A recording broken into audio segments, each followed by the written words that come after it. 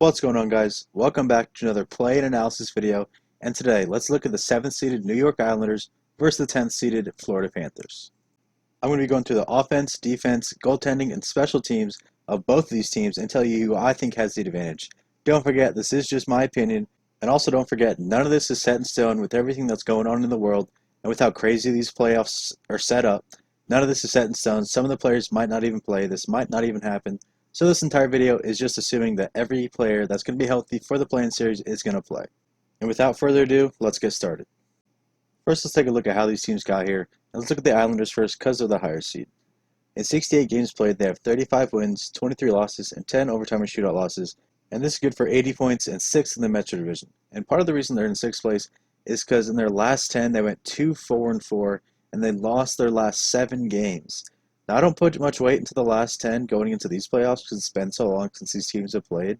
But losing 7 in a row going to this break, that's not good. Next is the Panthers, who through 69 games, they had 35 wins, 26 losses, 8 overtime and shootout losses, 78 points, and this is good for 4th in the Atlantic. In their last 10, they went 4-4-2, and going into the break, they won their last 2 games. Now let's look at how the regular season matchups between these 2 games went. The Islanders completed a 3-0 sweep. In the first game, they won 3-2 in a shootout, second game 2-1, and in the last game 3-1. Yes, the Islanders did sweep the regular season series. But even under normal circumstances, without this craziness going on in the world and this delayed playoffs, you shouldn't be looking at the regular season series when trying to determine a winner for a playoff, and in this case, a play-in series. It just doesn't translate to the playoffs. And the example I used in a different video is that last season, the Carolina Hurricanes went a combined 1-7 against the Capitals and the Islanders in the regular season, and they ended up beating both those teams in the playoffs. And the other example I like to use is the fact that the Blues lost to the Jets, the Stars, the Sharks, and the Bruins in the regular season, and they ended up beating all 4 of those teams on the way to a Stanley Cup. And also when you look at these games, they're all real close. 1-goal win, 1-goal win, and in the third game, the Islanders did win 3-1, but the third goal was an empty netter, so it was pretty much a 1-goal win. All 3 were really close games. Now let's take a look at the offense for the New York Islanders. Matthew Barzal led the team with 60 points. Next was Nelson and Lee, who scored 54 and 43, and 4th was Josh Bailey. When you look at these players, I don't think they have really any superstars. I think Barzal can get there, but he's only 22. He's not there yet. He's a really, really good 22-year-old, but I wouldn't consider him a superstar. They've had some trouble this season scoring goals. They're ranked 21st when it comes to goals scored per game at 2.8 goals a game, and that's really not good. Now let's take a look at the scoring for the Panthers. Jonathan Huberdeau led the team with 78 points in 69 games played, a really good season for him. Then it's Barkov with 62, Hoffman with 59, and Dadonov with 47. They did lose Trocheck. They traded him to the Carolina Hurricanes earlier this season, but he's not a huge, massive part of their scoring, so it was an okay loss. The offensive advantage has to go to Florida. Huberdeau has had a massive season, and they're tied for 5th in the entire league for goals per game at 3.3, and that's much better than the Islanders' ranking at 21st. Now let's take a look at the defensive units for both teams. On the Islanders, Nick Leddy, Taves, Mayfield, and Pollock have all had solid seasons for the Islanders. This team is really deep on the blue line, and they thought they lost Pelech to a season-ending injury, but since there's been such a long pause, he might be back for this play-in series, which is just going to bolster that defensive unit even more. When you look at the Panthers' defensive unit, this has been one of their weaknesses this season. Of course, you have the big names like Ekblad and Yandel, but these guys are a little bit more offensively minded. This defensive unit gives up the 4th most goals in the entire league at 3.07 goals per game. And you might want to put some of this on Bobrovsky, who we'll get into later, but either way, this defensive unit just really is not that good when it comes to defense.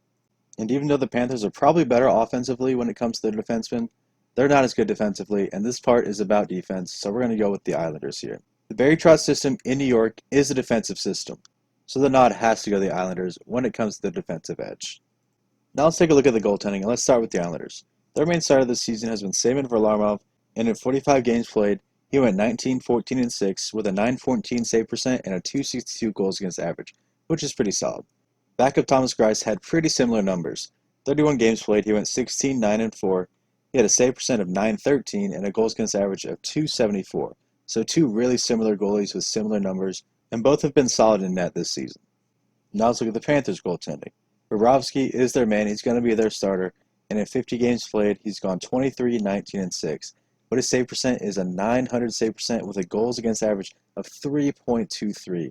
He simply has not had a $10 million season, which is how much his contract is worth that he signed in the past offseason. He's playing in front of a worse defense than he was in Columbus, but either way, these numbers are not acceptable and he really needs to step up his game. He's still a star goaltender in my mind. I'm not going to let one season sway my opinion on him. He's a two-time Vezina winner, and I think this break in the season that he got is really good for him. This is one I might catch a little bit of heat on, but that's fine. I'm going to pick the Islanders for the goaltending advantage. Both Greiss and Varlamov have better numbers. They've played better this season. And even though Bobrovsky is probably the overall better goaltender than both of those guys, like if I was starting up a franchise, I'm picking Bobrovsky over those guys 10 times out of 10. But still, he hasn't played better than them, so I can't pick him over them for the goaltending advantage. Now let's take a look at the special teams for both these teams. Now let's look at the Islanders first. They're really not that good on special teams. The power play, they're at 17.3%. That's 24th in the league. They've only scored 29 goals in 168 opportunities. And with how good they are defensively, I thought their penalty kill would be better too. 15th ranked in the league, only at 80.7%. They've allowed 34 goals on 176 opportunities. Now it's time to look at the Panthers special teams. Sitting in 10th for their power play, 21.3%, they've scored 45 goals in 211 opportunities. And just like the Islanders, they also are not good on the penalty kill. 20th ranked, 78.5%. They've allowed 40 goals on 186 opportunities. Neither of these teams really have world-beating special teams, but I gotta go with the Panthers. Yes, the Islanders' penalty kill does kill off 2.2% more of their penalty kills, but the Panthers' power play scores on 4% more of their power plays, so I gotta give the advantage to them. Now for the part you've all been waiting for, my prediction.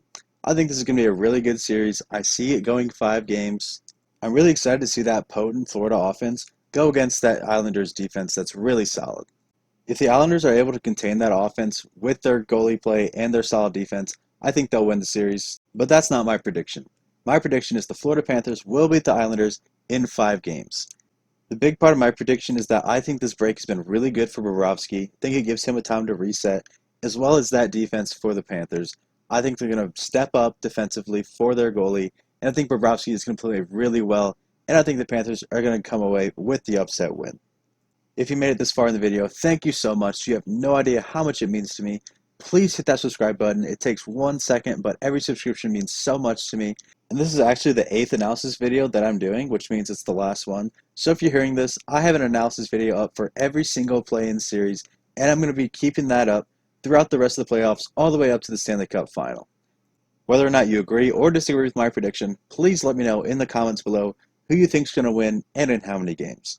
Thank you so much for watching. Please leave a like, a comment, and a subscribe. Thank you so much. Have a good day.